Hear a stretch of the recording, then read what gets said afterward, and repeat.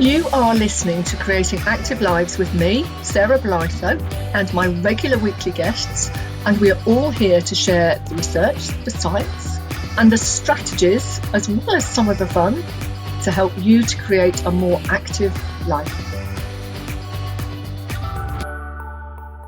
Hello and welcome to this episode of Creating Active Lives with me, Sarah Blytho, and my guest, Fenella Hemus. Fenella is going to be talking about climbing, which is something that I fully intend to give a go at some point. But I know it's something that tends to be associated with children initially, but also with, very, very outdoorsy people who go off and climb everywhere. It's not necessarily something we associate with getting fitter. So it's going to be really interesting talking about this. Fenella will tell us how she got into climbing, but she's in the business of transformation. So supporting people to grow and thrive and develop. And I know that's something very close to my heart, because I think quite often we focus a lot on professional development and we forget about our personal development. So it's kind of encompassing all of that, which is so good. And she's done all sorts of things like running an adventure playground, training, development, delivery, health coaching, but also traveling. And that's given her a lot of life experience, life skills and everything to draw on, which I think is really important these days, is to pull all that information, that experience, that knowledge into supporting others. She now runs internationally certified Neuro-Linguistic programming, although some of you will be familiar with that, others might not, but also things like timeline therapy and hypnotherapy training as well. So we can talk about that a little bit more, but just introduce yourself briefly, and then we'll talk about how you got into climbing. So, hi, my name's Fenella Hemus, and perhaps it would be useful to know my age, because I am 58 years old, and how I got into climbing was I happened to be at one of my best friend's houses, and she had a new tenant. A new tenant move in, and he talked about going to the climbing wall, and I was thinking, oh god, I really like to do that, because when I was little I used to climb. I'd always be up a tree or on some rocks freaking my mum out, because she hates heights. And so I went to the climbing wall with him at the age of, I think it was 42 at the time, and I absolutely loved it. And basically from that moment I was on a top rope, so I was holding on for dear life as well.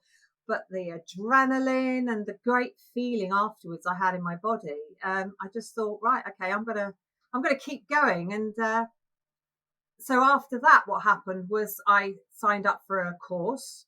So I learned to top rope, which is where the rope is always above you. And then after that, and of course, I had to learn to belay, to keep, and all safety stuff. And after that, then I went and signed up for a lead climbing course, which is where you are actually taking the rope up with you. It's a slightly different head game, that one. Yes, I bet. I know in the introduction you sort of said you started climbing when you were 42 and you got hooked. What was it about climbing that hooked you then? Because it's not necessarily what you do with the sport and things like that. It's kind of, what's that hook for you? For me, it was, I say climbing is really zen. It's one of the things that has you totally focused. So before that, I was really into yoga. I've been really into yoga a lot of my life. And this is a little side, but it's important. I used to be really physically, wanting to do things that made me sweat. Then I got into yoga. Yoga created that sense of calm space in my head. And that's exactly the same sort of thing, crazily, that happens when you're climbing, because you are very focused on the moment in time, what you're doing. And also that sense of your body in space and that moment of weightlessness when you make a move that seems really improbable, and you make it, and then you get the adrenaline. So it's you get such an amazing feeling inside yourself, and it's how your body can move and what you can make your body do actually on the wall. And I think, very early on, even when I started and I was clinging on for dear life, it was just that when I managed to do something and it worked, there was that sense of real exhilaration. So I'd say climbing is really zen. Yeah, it really is. It's zen. And it's And I suppose, I mean, you have to concentrate, don't you? You have to concentrate. You can't kind of go like be wandering off and going, "Oh, look, I like the look of their chalk bag," and, "Oh, that's an interesting colour." You've got to be focused on it because it is so. I mean, I know obviously you're probably not free climbing, but you still need to know where you're putting your hands, where you're putting your feet.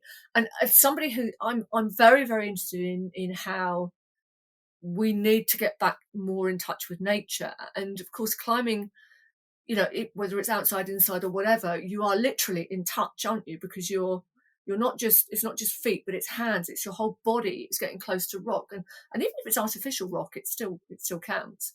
But it's how's climbing benefited your health and well-being? You mentioned about it being very zen for a lot of people. Um, that calmness is sometimes hard to find because we don't practice it enough to be good at it. So, what else has it done for your health and well-being? Well, physical fitness, my core strength, because climbing just develops your core strength. Because women, when you start to climb, I mean, I was strong already when I started to climb, but what that meant was that I had the advantage of being able to use my arms. The reality is women make amazing climbers, and that's because they don't have the upper body strength. Because climbing is all about it comes from your feet. It's in your legs. So what it does is it's all about that center of having that center of gravity, which is in your stomach, the pelvic area, and because you're working your arm back muscles essentially, what you're doing is you're building the whole of that torso strength, your intrinsic full core strength, not just what people sometimes think is the stomach, those stomach muscles. You're building your deep stabilizing muscles at the same time because you're looking for balance. And that, I think, has I credit climbing with, and I mean, and yoga as well, but I credit climbing with the fact that I can trip over things and I can right myself very easily because I have really really good balance. But so I suppose reactions as well, because if you go for a hold or your foot slips, you need to be able to fix it. It's interesting you saying that because I suppose the assumption is because with climbing, hands that it's upper body strength, but what you're saying is it's core strength and leg strength that's really massive. And I'm really glad you said about the core because I think so many people think a flat stomach is a strong core, and of course it isn't. It's just that outer layer of muscles that might be flat, whereas the strong core, there are so many I mean, I'm not going to go into the musculature today, but there are so many muscles inside really close to the spine, and we tend to focus on the ones that we can see. So but I imagine with climbing, that strong core is something that you kind of have to develop because it's all about positioning and balance and reaction. Yeah, it develops as part of just doing climbing because it's such a full body it's a full body sport.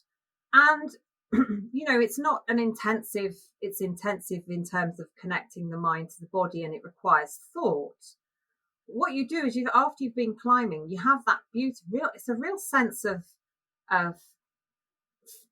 just I feel good. It's a real sense of satisfaction, if you like, that you've challenged your body.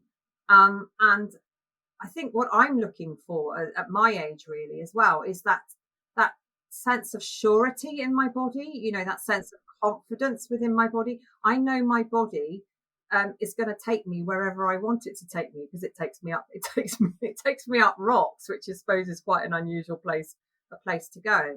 But it's that being able to move that body in synchronicity, if you like, as well.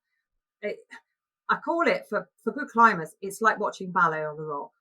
It's absolutely, for me, I can watch it. I hike a lot in Colorado, as most people know, and there's a couple of canyons where you can see climbers going up. Oh crikey, scary things. But there must be as well. We'll talk about some of the physical benefits in a moment, but there must be a sense with climbing because you can look back at where you've been. I climbed that, I came back down. So there's a very visual, like you come away from the gym, you don't look back at all the machines and go, wow, I used the chest press today. Whereas with climbing, there must be a real mental boost and saying, I climbed up there and I came back down again.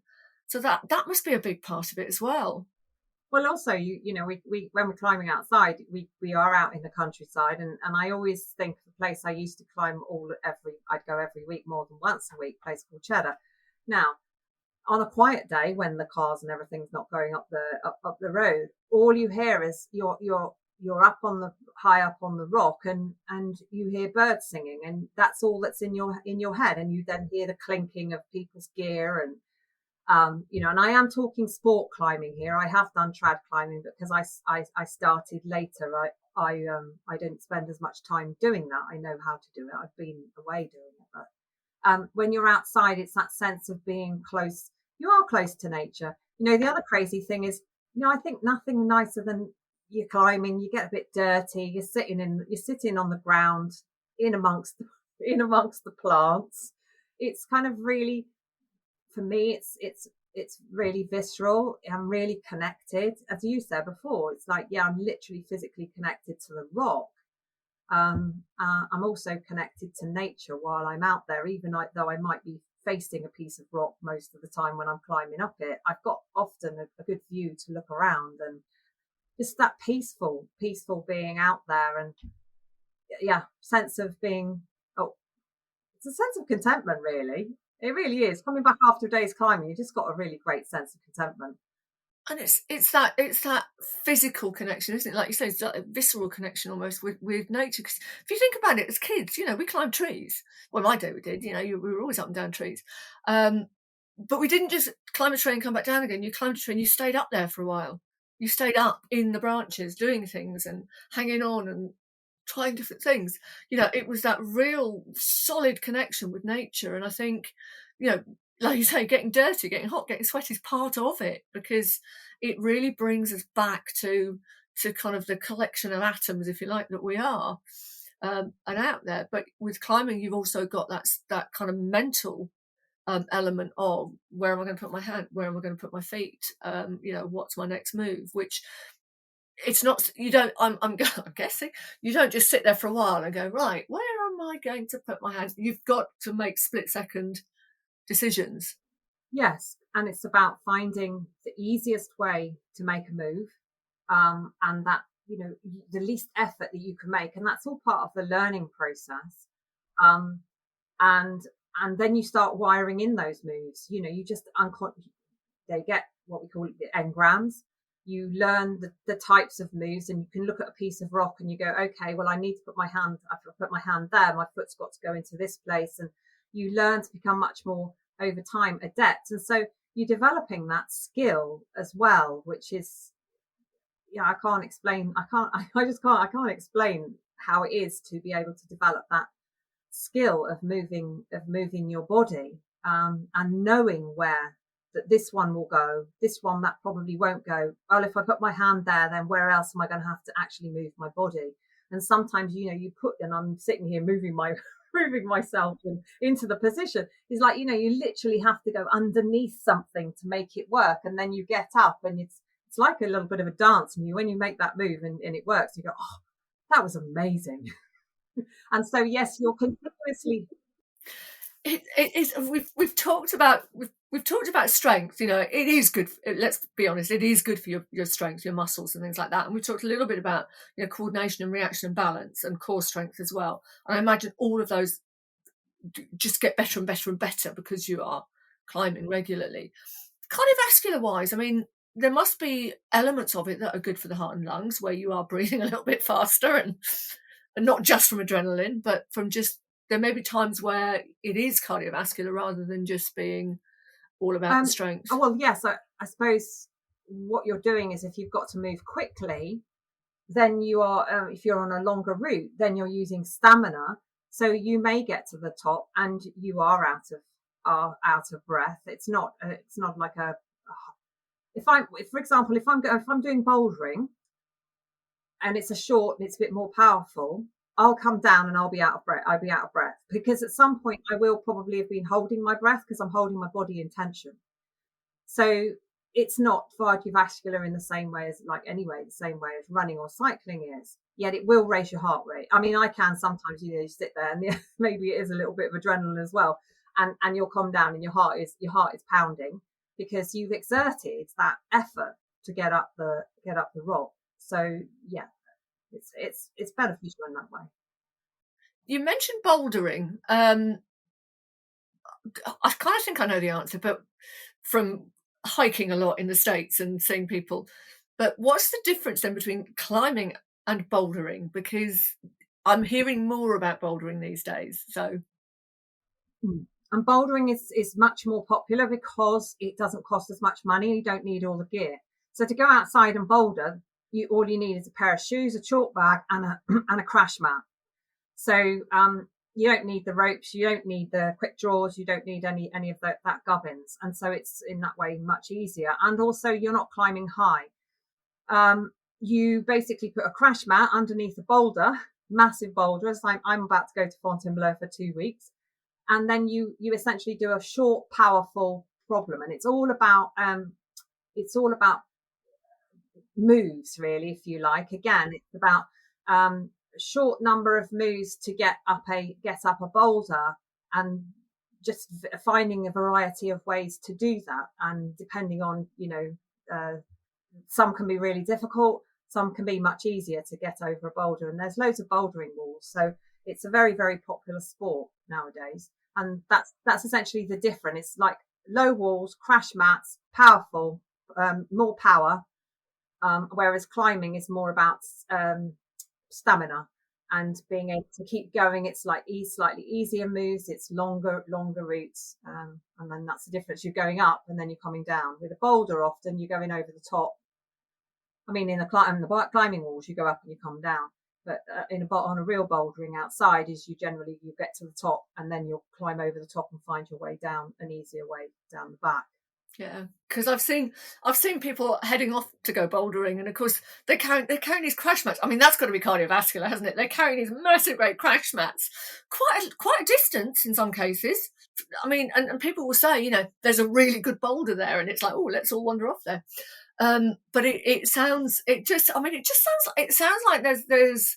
I mean, I know climbing can be kind of a group activity, but also a solo activity. But it sounds like there's a community. Yeah, there is a real community. And, you go on a climbing holiday and all you talk about is climbing, and all you do is climb. You eat, then you sleep, and then you climb again. So, yeah, it's a really good way of also making friends, because climbing partners, people who want climbing partners, you put up a note, you go out, and you just make the connections because you're climbing. You may have very, very different lives, very different outlooks, but climbing is the thing that connects you. And I love it as well because it's a very supportive sport.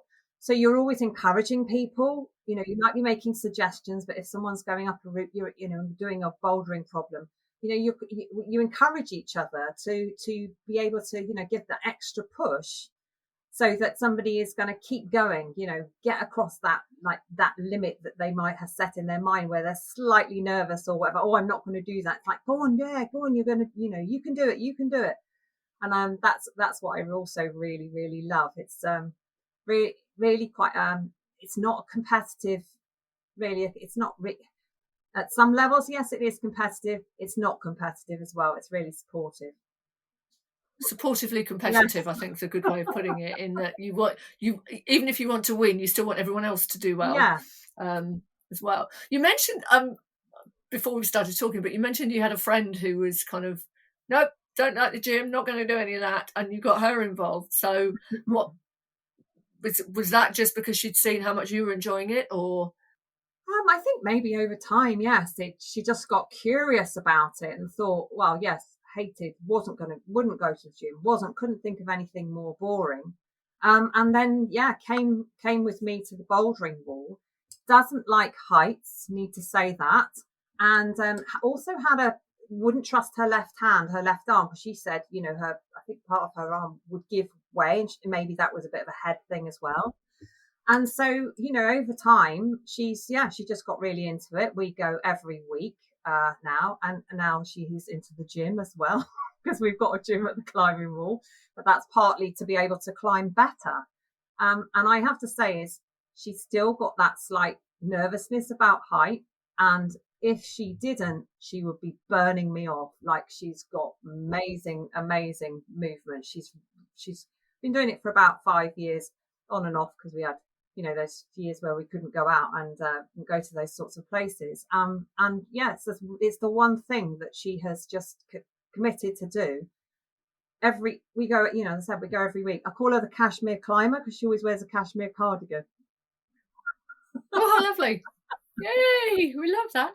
But it's interesting, isn't it? Because I think so many people say, oh, I've got to go to the gym to get fit. But actually, you go to the gym to get fit for something. So you might say, right, I need to improve this strength for climbing. I'll go to the gym to do that, rather than, I think people see the gym as the starting off point, whereas actually it's almost a progression, or it's something you do because it will help you in what else you want to do. And I think that's, there are people out there who love going to the gym, but for me, it's like, oh, I need to improve this.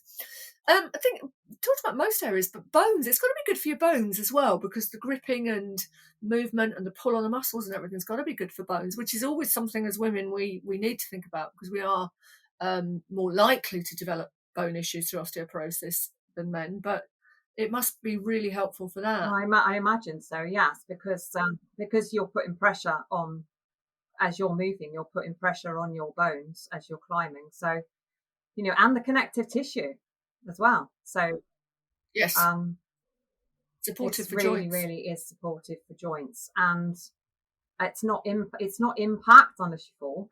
It's not really impact either. So, I'd say, I just think it's one of those sports, and I do believe you can start it at any time in your life. Yes, you may start off more slowly, and you can climb on anything, on any angle. It's just about that moving the whole body, and developing that coordination in a way that's not repetitive impact. Yeah.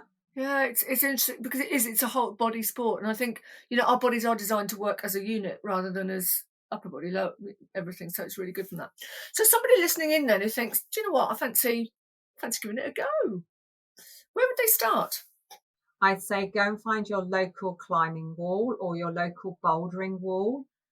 You can always hire shoes there. You can always hire all the equipment, and go and check it out. And they always have beginner sessions, and sign up to a few of those and find out what it's like. Just have a go. I think a lot of people would be thinking, oh, I don't know if there's anywhere I can go, but I used to work at somewhere that had a climbing room. I think there are more climbing facilities than people realise. It's just sort of looking there. Is there an organisation people could go to for advice, or? Oh crikey, I can't remember off the top of my head. The who would I would just say is go and Google climbing wall Yeah. near to me, or go and bouldering wall, because like you say, there are more and more and more. I live in Bristol. When I started, there was one climbing wall. Okay, that was 15, 16 years ago then, and there'd been one for a very long time. And this is an example of how much climbing has grown in popularity. There are now five. So there's 3 bouldering walls and 2 climbing walls here in Bristol. So Wow. that's how So there's popular. bound to be something nearby that you can go and have a go. And, Yeah. and do you think it's ever too late? Do you think you're ever too old to start?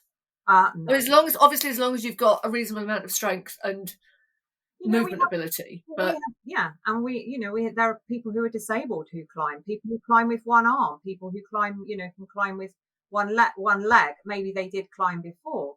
But yes, it's again around the level at which you want to do it. And I think it's for the pure fun. You start somewhere. It took me a fair while to get good at it. It's just keep repeating, and you'll get better. And yeah, never too late. I don't believe it too late.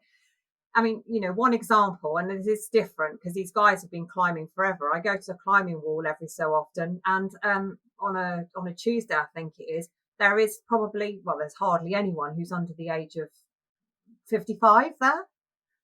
I mean, there are guys there and they have been climbing for a lot of their life, but they are like over 70 years old. And that's the beauty of it, is it keeps you moving, it keeps you fit. They just, you wouldn't guess that they were 75 years old or whatever, and they're still up there on the ropes.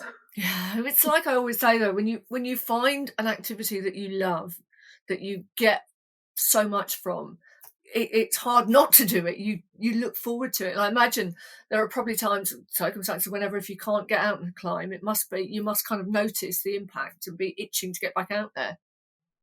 Definitely, and that's a real big thing for a lot of climbers. They take up climbing because of that sense of freedom and being out, and it's kind of like, I suppose, like runners as well. If they can't do it, then it does affect it affects your mental health, and you're kind of like, I need to get out there. I need to get out on the rock again, because it is. Yeah, I can't ever see this. It's the one thing I can't ever see myself not doing now. I was, to have found climbing, I wish I'd found it when I was younger. To have found climbing at the age I did, I'm so thankful, because it is the one thing that above everything else, it makes me feel it makes me feel in a way that I cannot, that nothing else does. Yeah. I mean, we said there's no upper age at which you start. You can start at any point, provided you've got a reasonable amount. But if you, even whatever age you are, if you weren't particularly fit or strong, could you still start even at a low level and build up from there? I mean, I go to the bouldering wall and you see all sorts of people, all people, all shapes, all sizes, all ages. You see them there. Yeah. That's the thing, is it doesn't matter. It doesn't matter. So, maybe, try. I say always have a go, give it a few goes, and just get in there. Just give it a few goes. Yeah. Just give it a go. It's never too late. So, what have you got to do? If you had the chance to go anywhere in the world to boulder or climb, where would it be? I'd like to go to, I don't know the exact place. I'd probably like to go to Colombia, back to Colombia, because there are some places that are really out of the way that don't get climbed. And Colombia happens to be a country that's very close to my heart. So some more of the out of the way places, which I have, I'd have to go and have a look for them. I kind of like that about the climbers. They're always off out looking for somebody. The really good ones, they're out somewhere else in the world looking for new places to go climbing. So it's they are quite adventurous as well. And I suppose as well, you get the benefit of being sort of in spectacular natural environments as well, which is helpful. I mean, I'd absolutely go and learn in a climbing wall in a city somewhere and everything, but get out into nature and give it a go with safety, obviously. Yeah. Because once if you're climbing, then if you're going to climb with ropes, learn all the safety stuff, learn how to lead, probably be a good idea. Or at least have learn your belaying, and then go out onto rock, and you can go, there's loads of places around England where you can go, and anything from really easy grades. You can go and climb some really, really easy graded stuff down near, on the beach. In loads of places they have boulders that you can be climbing on too. So we're fortunate. We've got a lot of places in this country we can go. Primarily not so much in the southeast, but loads more in the West Country and up north as well, and Wales. Loads of places to go climbing outside. Brilliant. So what would be your advice to anyone who's sitting here listening thinking, I'm not sure? I would say is go Google your nearest climbing or bouldering wall, and then phone up and find out, their beginners sessions, because they will be really well supported, and go and just join one, or find a friend who might be doing it and go along with them. I might just do that, because as I say, I spend a lot of time in Colorado and they have a lot of climbing opportunities there. So I think I'm going to do that as well. So just before we go, tell us a little bit about your actual work that you do with people, because obviously, I mean, I'm guessing you don't coach people when they're climbing, but equally, you do help people transform. Yeah, I teach people neuro-linguistic programming, NLP, which is the art and science of understanding how your mind works to make it work for you. So I train practitioners, I train coaches and hypnotherapists, or anyone who's really interested in that, like knowing how to be able to coach themselves, if you like. But also I work with people to help them get over blocks, maybe stuff that's happened in their past that they really need to get rid of permanently. And also so that they can go ahead, people who are like at crossroads, who are looking to change direction in their life, and just it's about finding those resources that they may not, they may have forgotten that they have.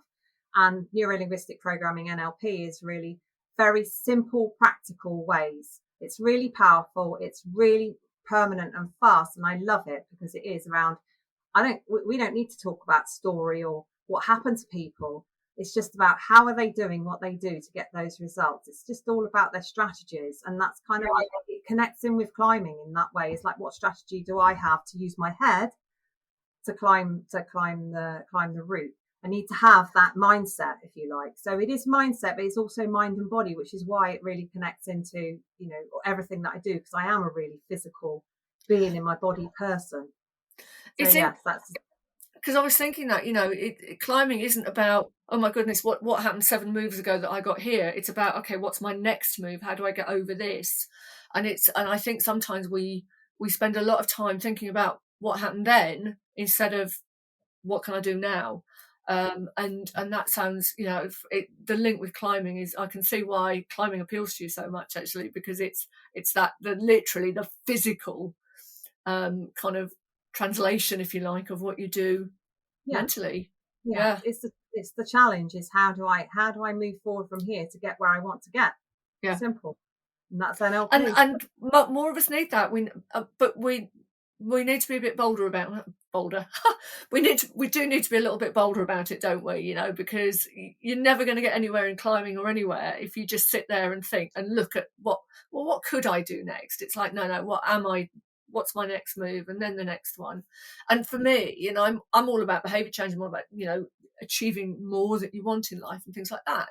And I think sometimes, again, we'll look at a boulder or a wall and think, I'll never get up that. But actually, even if you only get 3 holds up, you're further than you were. And then next time it might be 4 and then 5. But you've got to start. You've got to physically start to make those changes, haven't you? You've got to physically start to make those moves. And then you'll end up getting further. Absolutely. That's it. Yeah, I think you've said it in a nutshell, really. Yeah, totally. So where can people find you if they want to find out more? My website is www.fenellahemus.com, and everything else, anywhere else, you can find me on LinkedIn, you can find me on Facebook, and you can find me on Instagram. So that would all be Fenella Hemus NLP. I'm under my name everywhere, and I've got a very unusual name. So type that one in, then you'll come across me. There's only one Fenella Hemus. Yes, I got, actually there's 2 of me, but the other one is very young and very blonde, and I think she's in New Zealand, so I'm quite easy to find as well. It's one of the advantages of having an unusual name, isn't it? Not always. But Fenella, thank you so much for coming to talk to me. I mean, you've inspired me to give it a go, because I know my children used to climb and my grandchildren climb, and it's something I've always looked at and thought, oh, maybe I'm a bit old, maybe it's not the right time. But actually, it sounds like, for me, it sounds like that kind of exactly what I want to do in my spare time, is just get away from everything and really get that narrow focus on something, which frees up the rest of my brain to do what it needs to do. So thank you so much for coming to talk to me. I'll put all your contact details in the information, but if anybody does want to contact Fenella, as she said, if you put your name in, they'll find you, or they can contact me and say you. But any last message then for anyone listening to do with climbing? To do with climbing, well, to do with life is, just do it. Just take that first step and look forward rather than backwards. Be in the moment. Actually, for me, it's live life, be in the moment. And even if your first step is just searching for climbing in your area, even if that's all you do today or tomorrow or the day after, that's one step. Most places, I imagine, would let you go along and have a look. So anyone listening in that decides to give it a go, let us know how you get on. Thank you so much for coming along today. It's been really, really interesting. You've been listening to me, Sarah, and my guest, Fenella Hemus, talking about climbing. Thank you. Thank you for listening to Creating Active Lives with me, Sarah Blytho, and my guests. Join me each week for more on how to create and sustain everyday activity, and follow me online at Fitness Career Mentor or Fabulous if you're interested in career development and more on creating active lifestyles.